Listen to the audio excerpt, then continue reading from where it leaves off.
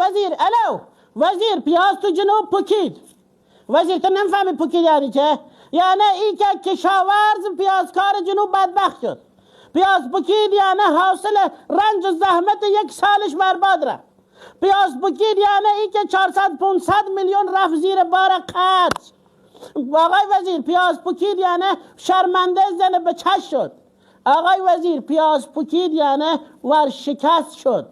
آقای وزیر برادر شوهر خودم اینه پیاز پکید دهنش کج شد. نه آقای وزیر دهن کجی نکرد، سکته کرد دهنش کج شد. آقای وزیر فکر کن این کشاورزای جنوب برادراته. بی برادرای خودت یک کاری بکن، پیازکارا همه شرمنده زد به چشید شد تو بابا دارایی شدی تو زمینه. آقای وزیر اگه مروتی داری وزیر یک کاری باری یک سارا بدبخت دارو وزیر.